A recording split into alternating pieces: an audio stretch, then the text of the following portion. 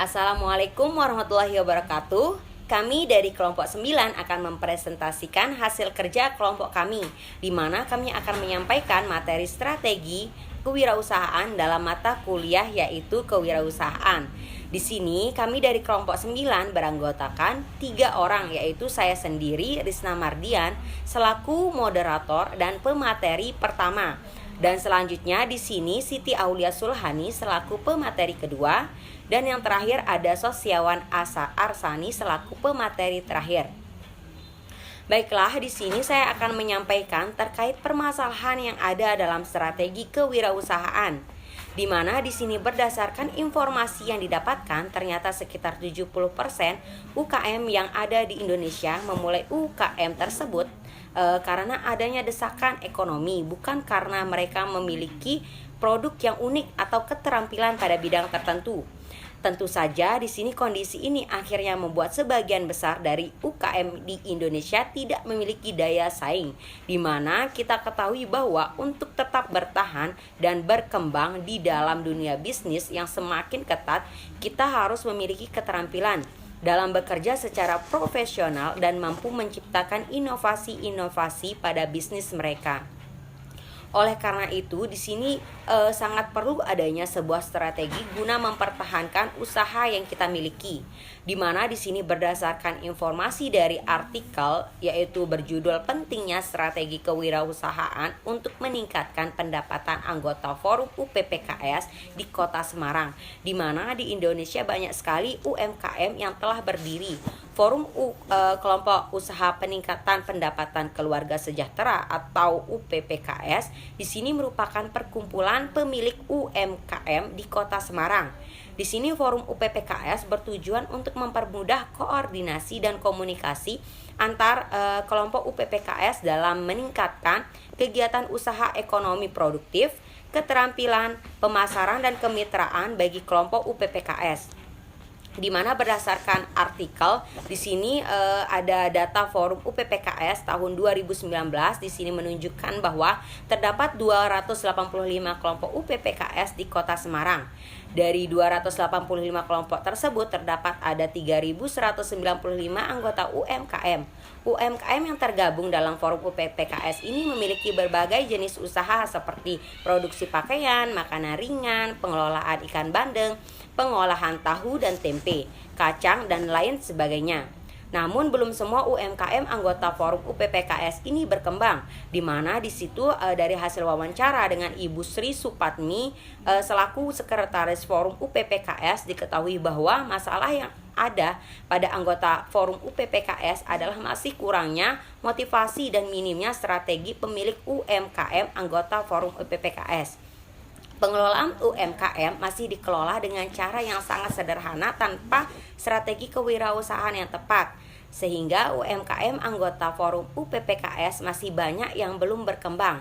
Untuk itu penting dilaksanakannya pelatihan untuk anggota Forum UPPKS dalam rangka meningkatkan motivasi dan menciptakan strategi bisnis bagi UMKM anggota Forum UPPKS dengan tujuan agar bisnis UMKM dapat berkelanjutan sehingga dapat membantu meningkatkan perekonomian di Indonesia. Untuk solusinya di sini berdasarkan dari latar belakang yang telah dipaparkan, maka solusi yang ditawarkan yaitu di sini untuk Forum UPPKS di Kota Semarang mencakup 3 kegiatan, di mana di sini solusi yang pertama adalah melaksanakan kegiatan sosialisasi tentang program kemitraan masyarakat kepada anggota UPPKS Kota Semarang. Kegiatan sosialisasi ini bertujuan untuk memberikan arahan kepada anggota Forum UPPKS akan pentingnya dilakukan kegiatan pengabdian masyarakat. Nah, selanjutnya di sini yang kedua yaitu pelatihan akan memaparkan mengenai strategi bisnis yang tepat untuk memenangkan persaingan yang ketat. Tujuannya adalah untuk memberikan pemahaman kepada anggota Forum UPPKS pentingnya membuat strategi bisnis. Di mana di sini jika anggota Forum UPPKS yang memiliki strategi bisnis yang jitu, maka hal ini akan meningkatkan pendapatan dari anggota Forum UPPKS sehingga kesejahteraan anggota Forum UPPKS akan meningkat. Nah, di sini ada solusi terakhir, yaitu mengikuti expo atau pameran anggota forum UPPKS. Tujuannya yaitu dari kegiatan ini adalah sebagai ajang latihan anggota forum UPPKS untuk berani memperkenalkan produknya kepada masyarakat, berani menawarkan produknya kepada masyarakat, dan berani menjual produknya kepada masyarakat. Nah, selanjutnya di sini yaitu pengertian akan dibahas, yaitu mengenai pengertian kewirausahaan. Di sini kewirausahaan adalah pilihan pekerjaan yang semakin lazim di banyak negara. Nah, kewirausahaan adalah tentang penciptaan pekerjaan dan pertumbuhan ekonomi melalui inovasi. Nah, di sini Ahmad Sanusi mendefinisikan kewirausahaan adalah suatu nilai yang diwujudkan dalam perilaku yang dijadikan sumber daya, tenaga penggerak, tujuan, siasat, kiat, proses, dan hasil bisnis. Nah, di sini Soeharto Prawiro mengemukakan bahwa kewirausahaan adalah suatu nilai yang dibutuhkan untuk memulai sebuah usaha dan mengembangkan usaha. Selanjutnya di sini tujuan dari kewirausahaan yaitu bahan ajar mata diklat kewirausahaan itu dapat diajarkan dan dikembangkan di sekolah dasar, sekolah menengah, perguruan tinggi, dan di berbagai kursus bisnis. Di mana di sini di dalam pelajaran kewirausahaan para siswa diajari dan ditanamkan sikap-sikap perilaku untuk membuka bisnis agar mereka menjadi seorang wirausaha yang berbakat. Agar lebih jelas di sini kewirausahaan itu, tujuan dari kewirausahaan itu yaitu yang pertama adalah meningkatkan jumlah para wirausahaan yang berkualitas, mewujudkan kemampuan dan kemantapan para wirausaha dan menghasilkan kemajuan dan kesejahteraan masyarakat. Selanjutnya di sini ada membudayakan semangat sikap, perilaku, dan kemampuan kewirausahaan di kalangan pelajar dan masyarakat yang mampu, handal, dan unggul. Nah, di sini selanjutnya saya akan menyampaikan materi mengenai pengertian strategi kewirausahaan. Menurut Martina Hussaini, dalam realita kehidupan usaha, paling tidak terdapat 3 hambatan utama bagi wirausaha pemula, yaitu yang pertama itu how to start the business atau memulai usaha. Pada tahap ini umumnya calon kewirausahawan dihinggapi demam, keraguan, atau ketakutan akan suatu kegagalan sebelum memulai sesuatu. Ia masih ragu dalam hal hitung-hitungan risiko dan studi kelayakan usaha sampai ia memutuskan untuk memulainya. Kemudian yang kedua itu how to set competitive positioning, yang dimana artinya yaitu kesulitan memposisikan diri dalam persaingan pasar agar usahanya tidak mati sebelum sampai berkembang. Kemudian yang ketiga itu how to maintain sustainability the business, yaitu bagaimana pebisnis tetap memelihara usahanya secara kontinu. Pada tahap ini wirausahawan harus waspada dari sifat arogan seiring dengan keberhasilan usahanya. Oleh karena itu, wirausahawan harus tetap menjaga usahanya agar dapat bertahan lama. Kemudian strategi kewirausahaan pada umumnya perusahaan kecil yang berhasil secara berkesinambungan dan dapat bersaing secara unggul, memiliki keunggulan dalam bidang teknik, produk yang unik, dan memiliki cukup distribusi geografis, pasar yang terbatas. Ada beberapa keputusan strategis yang diperlukan dalam kondisi pertumbuhan. Yang pertama itu perubahan produk, barang, dan jasa, strategi yang menyangkut penetrasi pasar, ekspansi pasar, diversifikasi produk dan jasa, integrasi regional, dan ekspansi usaha. Kemudian yang ketiga itu kemampuan untuk memperoleh modal investasi dalam rangka penelitian dan pengembangan, proses edukasi dan penggantian peralatan, dan dalam rangka meningkatkan atau penambahan sumber daya manusia. Kemudian yang keempat, analisis sumber daya manusia, sehingga memiliki keterampilan yang unik untuk mengimplementasikan strategi. Kemudian yang kelima, analisis bersaing, analisis pesaing baik yang ada maupun yang potensial untuk menetapkan strategi bersaing. Keputusannya harus berdasarkan perilaku, sumber daya, dan komitmen yang dimiliki pesaing di masa lalu. Kemudian yang keenam, kemampuan untuk menopang keunggulan strategi perusahaan dan untuk memodifikasi strategi dalam menghadapi perubahan permintaan pelanggan dan perilaku strategi pesaing baru. Kemudian yang ketujuh itu penentuan harga barang atau jasa untuk jangka pendek dan jangka panjang. Kemudian yang kedelapan itu interaksi perusahaan dengan masyarakat luas. Kemudian yang terakhir itu yang kesembilan, pengaruh pertumbuhan perusahaan yang cepat terhadap aliran kas. Kemudian strategi ini merupakan secara besar dan secara rencana penting setiap organisasi yang dikelola secara baik walaupun tidak dinyatakan secara eksplisit. Di antara para ahli yang merumuskan tentang definisi strategi ini adalah yang pertama itu menurut Alfred Candler.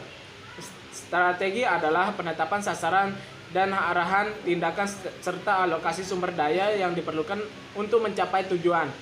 Kemudian yang kedua itu menurut Kenneth Andrew, strategi adalah pola sasaran.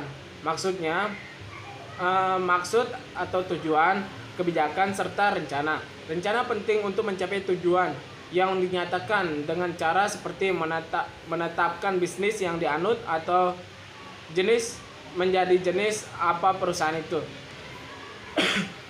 Dari definisi strategi yang dikemukakan oleh para ahli di atas dapat disimpulkan bahwa strategi ialah proses di mana untuk mencapai suatu tujuan dan berorientasi pada masa depan untuk berinteraksi pada suatu persaingan guna mencapai tujuan. Di sini adapun bentuk-bentuk strategi, yaitu yang pertama strategi produk pemasaran. Dalam strategi marketing mix, langkah yang pertama dilakukan adalah strategi produk. Hal ini penting karena yang akan dijual adalah produk dan konsumen akan mengenal perusahaan melalui produk yang ditawarkan. Dalam strategi produk yang perlu diingat adalah yang berkaitan dengan produk secara utuh, mulai dari nama produk, bentuk produk, isi produk, atau pembungkus. Kemudian yang kedua itu strategi harga. Setelah produk berhasil diciptakan dengan segala atributnya, langkah selanjutnya adalah menentukan harga produk. Pengertian harga merupakan sejumlah nilai yang harus dibayarkan oleh konsumen untuk membeli atau menikmati barang atau jasa yang ditawarkan. Penentuan harga merupakan salah satu aspek yang penting dalam marketing ini. Kemudian yang ketiga itu ada strategi tempat dan distribusi. Distribusi adalah cara perusahaan menyalurkan barang mulai dari perusahaan sampai ke tangan konsumen akhir. Distribusi dapat pula diartikan sebagai cara menentukan metode dan jalur yang akan disampaikan dalam menyalurkan produk ke pasar. Pendeknya atau panjangnya jalur yang digunakan perlu dipertimbangkan secara matang. Strategi distribusi penting dalam upaya perusahaan melayani konsumen tepat waktu dan tepat sasaran. Keterlambatan dalam penyaluran mengakibatkan perusahaan kehilangan waktu dan kualitas barang serta diambilnya kesempatan oleh pesaing. Perlu diingat bahwa saluran distribusi memiliki fungsi tertentu. Fungsi tersebut menunjukkan betapa pentingnya strategi distribusi bagi perusahaan. Adapun fungsi saluran distribusi adalah sebagai berikut. Yang pertama itu ada fungsi transaksi. Fungsi transaksi adalah fungsi yang meliputi bagaimana perusahaan menghubungi dan mengkomunikasikan produksinya dengan calon pelanggan. Fungsi ini membuat mereka satu terhadap produk yang telah ada dan menjelaskan kelebihan serta manfaat produk tersebut. Kemudian ada fungsi logistik. Fungsi logistik adalah fungsi meliputi pengangkutan dan penyortiran barang, termasuk sebagai tempat penyimpanan, memelihara dan melindungi barang. Kemudian yang ketiga itu ada fungsi fasilitas. Fungsi fasilitas meliputi penelitian dan pembiayaan. Penelitian yakni mengumpulkan informasi tentang jumlah anggota saluran dan pelanggan lainnya.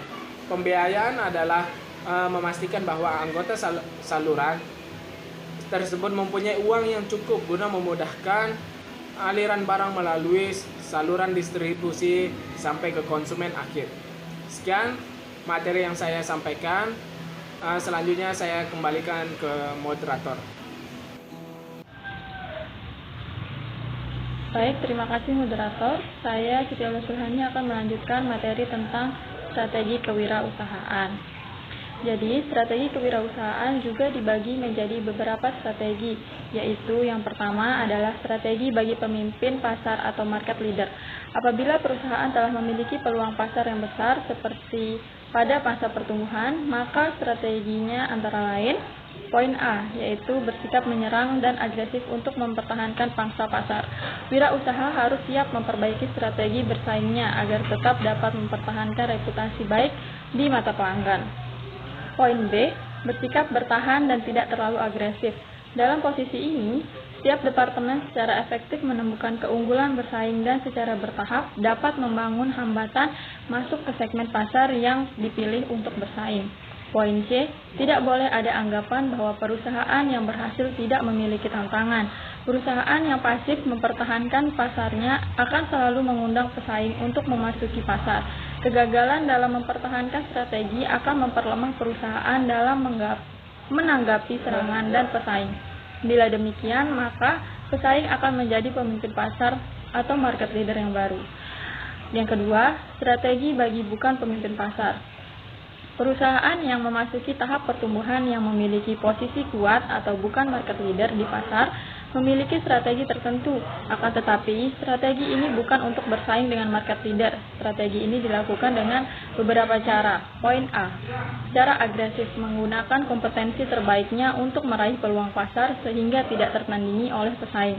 Wirausaha harus memposisikan dirinya dalam segmen pasar kecil sebagai pemain yang paling dominan. Wirausaha membangun dan mempertahankan hubungan secara terbuka dengan para pelanggannya.